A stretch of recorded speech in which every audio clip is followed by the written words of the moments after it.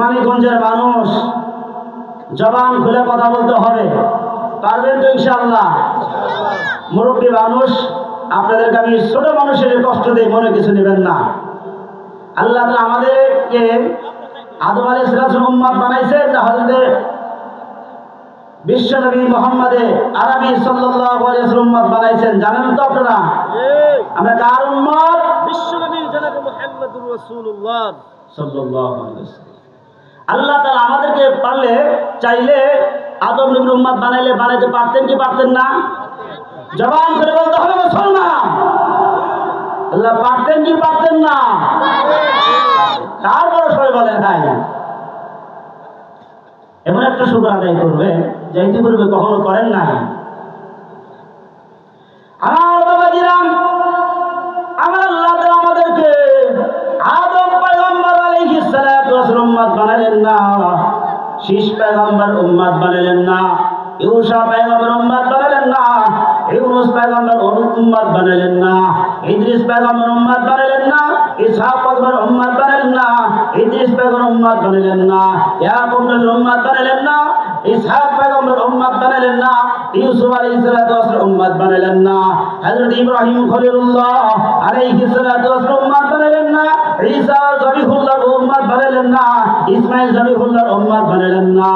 এইভাবে অগণিত অসংখ্য পয়গম্বর রাসূল দুনিয়াতে আসছে, কোন নবীর উম্মত না বানায়া আখিরাত দুজা ইমামুল মুরসালিন খাতামান নবীন মক্কার মক্কি মদিনার বাতি মুহাম্মদ আরবি সাল্লাল্লাহু আলাইহি ওয়াসাল্লাম উম্মত বানাইছে।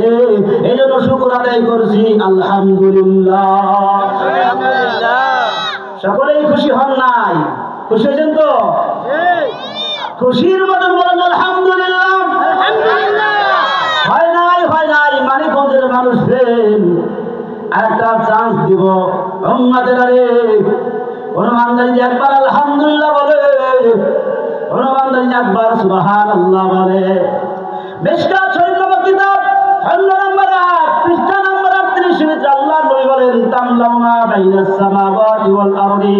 কোন আল্লাহর বান্দা যদি একবার সুবহানাল্লাহ বলে, কোন বান্দা যদি একবার আলহামদুলিল্লাহ বলে, নবীজি বলেন আসমান আর জমিনের ফাঁকা জায়গা বলি আমার আল্লাহ তাআলা সওয়াব দ্বারা ভরপুর দান করে দেন।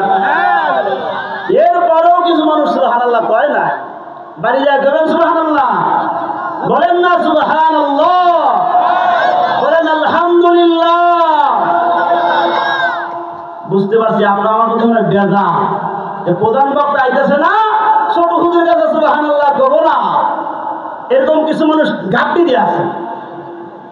সুবহানাল্লাহ বলতে পারবেন তো ইনশাআল্লাহ? বাবাজি জবান দিছে কে? আল্লাহ। হ্যাঁ নবীর উম্মত কথা বলতে হবে, জবান দিছে কে? আল্লাহ। হাত দিলেন কে? আল্লাহ। হে বাবাজি হাত দিলেন কে? পা দিলেন কে? আমরা বড় অহংকার করি, আমরা একটা কাজ করতে পারলে নিজেকে বাহাদুর মনে করি। না বাবা, এটা আমার আপনার কোনো বাহাদুরি না। ইসাদত বুজুরে বাজুনি তানা বখশদ খুদায়ে বখশিন্দা। চিৎকার করে বলেন না সুবহানাল্লাহ। আমার আপনার বাহুবল হয় নাই, তৌফিক দিয়েছেন কে? জবান খুলে বলেন তৌফিক দিয়েছেন কে? মালিককে একটা হাত নাড়া দিয়ে বলেন আল্লাহু আকবার, জোরে বলেন আল্লাহু আকবার।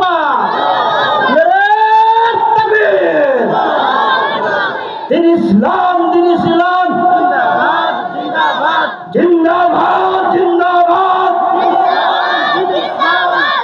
বলেন আলহামদুলিল্লাহ।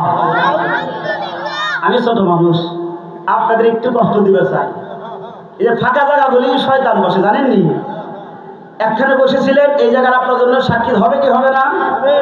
আর একটা জায়গা সাক্ষী মানা দরকার আসেনি? তাহলে একটু কষ্ট দেই, একটু হরকত, একটু আগে আসেন।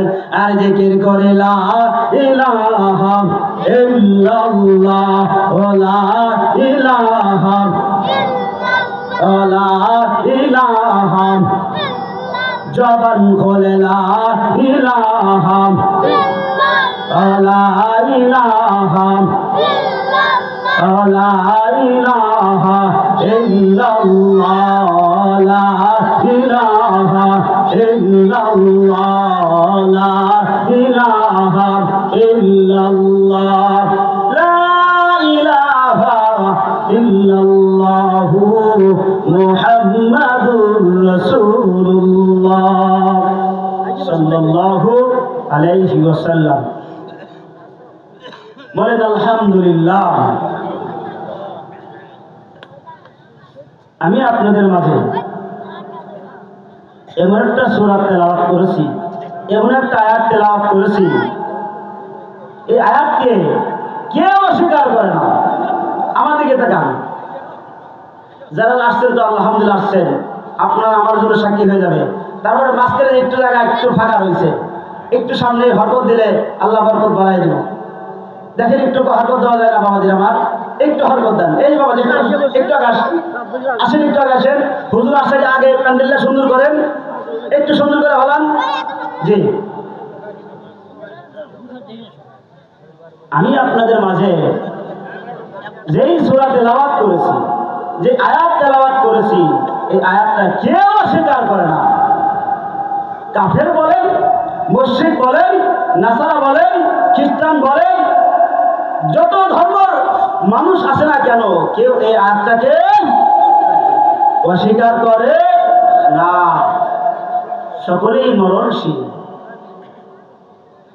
প্রত্যেকেই মরণশীল, মৃত্যুবরণ সকলেই করতে হবে। মৃত্যুর থেকে কেউ রেহাই পাবে না। মওত থেকে পালাও যদি, মওত তোমায় লইবে গিরি।